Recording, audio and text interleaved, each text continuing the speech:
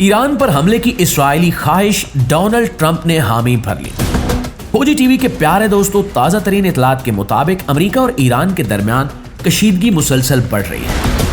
लेकिन वाशिंगटन फौरी फौजी कार्रवाई की बजाय सख्त सिफारतकारी और दबाव की पॉलिसी को तरजीह दे रहा है और इसराइल खुलकर इस कशीदगी को जंग की तरफ धकेलने की कोशिश कर रहा है। सुनने में आया कि अमेरिका ने इसराइली हुक्काम की सिफारिश को कबूल करते हुए हमले की हामी भर ली है।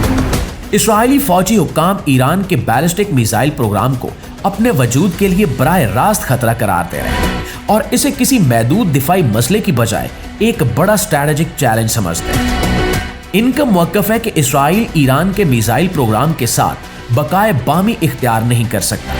क्योंकि ये प्रोग्राम मुस्तकबिल में किसी भी तसादुम को इंतहाई खतरनाक बना सकता है। इसराइली सरकारी नशरियाती इदारे से गुफ्तगू करते हुए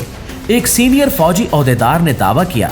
कि जून 2025 में इसराइली हमले से पहले ईरान के पास तकरीबन 2000 बैलिस्टिक मिसाइल मौजूद हैं और इसके बाद ईरान ने न सिर्फ इन मिसाइलों की पैदावार तेज की बल्कि इनकी सलाहियतों में भी इजाफा किया। उनके मुताबिक ईरान अब एक ही वक्त में दर्जनों मिसाइल दागने की सलाहियत हासिल कर चुका है, जो किसी भी दिफाई निजाम के लिए एक संजीदा इम्तिहान हो। यही वजह है कि इसराइली हुक्काम का कहना है कि अगर ईरान के खिलाफ किसी मुमकिन हमले में सिर्फ उसके जौहरी प्रोग्राम को निशाना बनाया गया और मिसाइल इंफ्रास्ट्रक्चर, ज़खायर और फैक्ट्रियों को नजरअंदाज किया गया तो ऐसा हमला मुअस्सर साबित नहीं होगा। दोस्तों, इसराइली सिक्योरिटी ज़राए ये भी बता रहे हैं कि ईरान पर मुमकिन अमरीकी हमले में ताखीर की एक बड़ी वजह खित्ते में अमरीकी अफवाज की तैनाती का अमल है, जो अभी मुकम्मल नहीं हुआ। इस पस मंजर में इसराइली वज़ीर-ए-आज़म नेतन्याहू ने फौज के चीफ ऑफ स्टाफ अयाल ज़मीर और मुसाद के सरबरा डेविड बर्निया के साथ एक आला सतही इजलास मुनक्किद किया।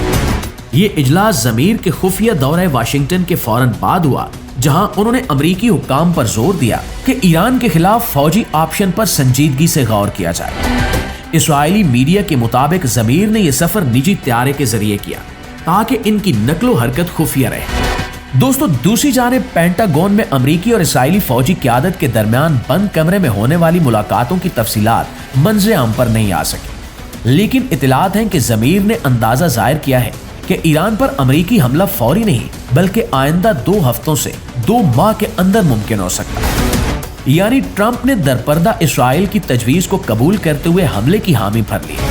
जबकि इसराइली हुक्काम को इस बात का खदशा भी है कि अमरीकी सदर ईरान के बैलिस्टिक मिसाइल प्रोग्राम को हल किए बगैर इसके साथ किसी नए जौहरी मुआहदे पर आमादा हो सकते हैं, जो कि इसराइल के लिए यकीनन नाकाबिले कबूल हो। अगरचे इसराइल खुलकर अमरीकी फौजी कार्रवाई का हामी नजर आता है, लेकिन ट्रंप का मौक़िफ़ ये है कि फौजी दबाव के जरिए ईरान को सख्त मुज़ाकरात की मेज पर लाया जाए। दूसरी तरफ इसराइली मालियाती तज्ज़ियाकार खबरदार कर रहे हैं कि ईरान के साथ मुमकिन जंग इसराइल को $10 अरब तक का मुआशी नुकसान पहुंचा सकती है, जिसने खुद इसराइली सिक्योरिटी इदारों के अंदर भी तशवीश पैदा कर दी है। इलाकाई कशीदगी का दायरा यूरोप तक फैल चुका है। यूरोपीय यूनियन की जानिब से भी ईरान की सिपाही पासदारान इनकलाब को दहशतगर्द तंजीम करार दिए जाने के रद्द-ए-अमल में ईरानी पार्लियामेंट ने यूरोपीय अफराज को मुल्की कानून के तहत दहशतगर्द ग्रुप करार दिया है। दोस्तों, खित्ते की मजमूई सूरत हाल ये जाहिर करती है कि सिफारतकारी, फौजी दबाव और अंदरूनी अदम इस्तेहकाम एक दूसरे से जुड़े हुए हैं और आने वाले महीने मशरिक़ वुस्ता के लिए निहायत अहम साबित हो सकते हैं।